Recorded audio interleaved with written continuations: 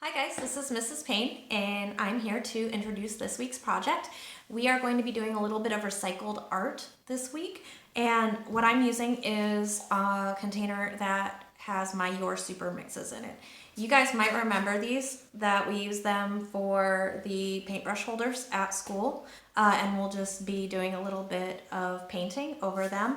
You could use something like that. You could use a cardboard box if you've been receiving stuff in shipping. This is kind of a nice little box that you could put a design on and keep stuff inside.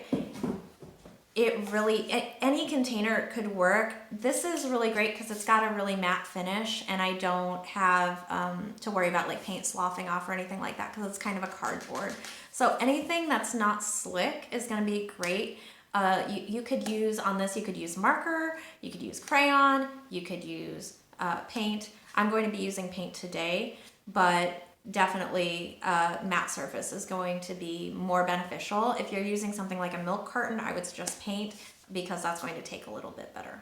Okay, so today we're going to start off, I'm going to use a pencil, and by the end we are going to end up with this, okay, a little Mondrian inspired modern art piece that is good for holding things, whatever you choose. So like toothbrush holder, pencils, paintbrush, whatever you can imagine, it can hold it.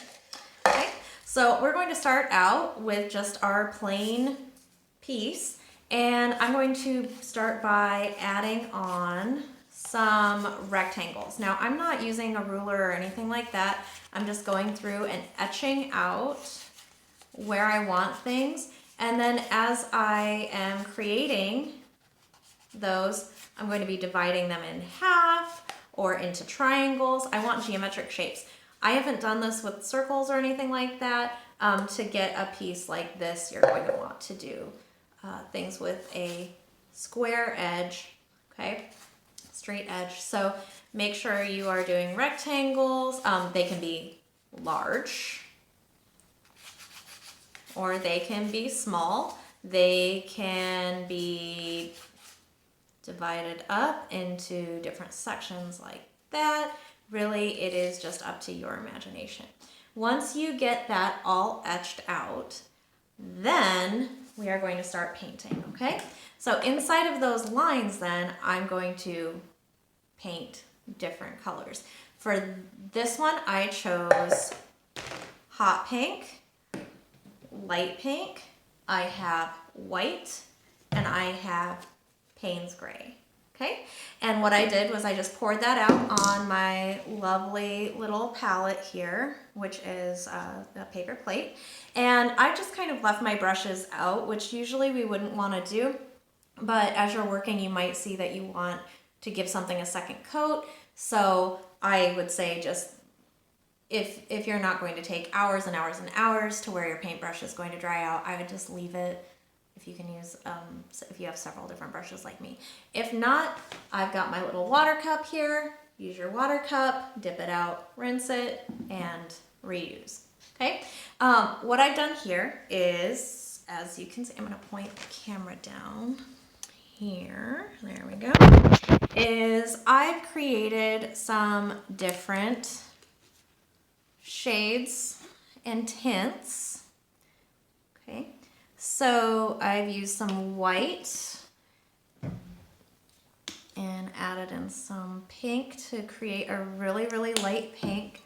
The thing about acrylic paint, or any paint really, is less is more.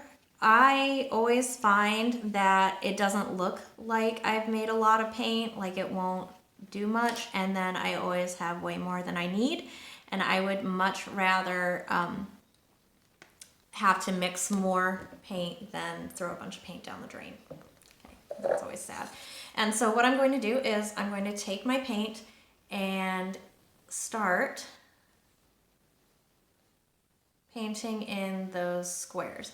You might find that some of them, maybe most, might need a second coat. I was really surprised to find that my hot pink was needing quite a few coats. on here. It really did not cover the way that I thought it would. Surprisingly, the matte paints, the whites and things like that are really covering well on here. And the Payne's Gray as well. So on here, for example, this, okay, I got it on my fingers, the gray that I mixed, it might not need a second coat, but some of these might. And I would suggest definitely, if you're feeling like it might need a second coat, put it on there, because I think you'll be happy if you do, happier with it than if you have, in my example here, if I don't go over this with a second coat, it's gonna always have words on the nutrition label sticking out. I don't really want that. So I'm going to go over this. I'm even gonna change the color to a more bubblegum pinky color with some hot pink in there, just because I don't want those words to show through. And that is actually pretty close to what's next to it, so now I'm going to add a little bit more hot pink in there. You can always change your mind.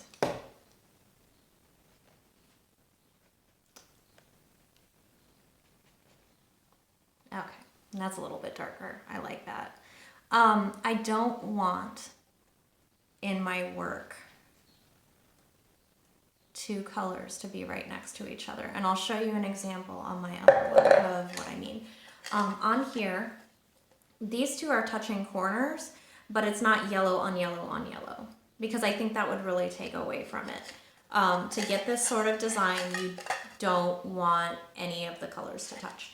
So on here, just like the other one, none of the colors are the same side by side, okay? They might be close, but they are not side by side. So then when I get done with my painting, oh, that's where I put my marker. I put my marker in my other container. I'm going to choose a marker. The bigger marker, the better in this case.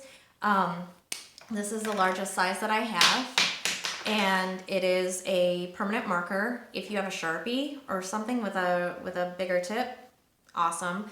But what we're going to do is start outlining our little shapes, okay? So anywhere there is a little square, something like that, or an edge, I'm going to outline it. This is why we don't stress out too much when we're painting edges. And that's because we are going to go right over it with a permanent marker. So if it's not perfectly straight, that's okay. What we're going to do is take that permanent marker and draw as straight of a line as we can to block in those shapes that we made. The cool thing about this is, or at least for me, it doesn't matter how thick the lines are. I cannot draw a straight line with a ruler, so sometimes I have to, sometimes I mess up, just like I just did. So my lines are a little bit thicker than they would be normally, or, you know, if I made them thinner, I guess. But no one has to know, okay? So I'm going to go around, and just like I did here, you can see I outlined every single part of this. And you can tell that that hot pink there hasn't been outlined yet, right? Because it looks so much different from the rest of it. You're going to want to make sure you get those black lines on every single shape. Okay? And when you're done, you're going to end up with a piece like this. Okay? Easy peasy. So there's your recycled art for this week. Again, you can use anything you find at home. I would suggest something with cardboard just because it's a good canvas for whatever materials you have. Please send me pictures of what you're making and what you're using it for. And I will see you next week. I miss you guys, and I hope you have a wonderful week.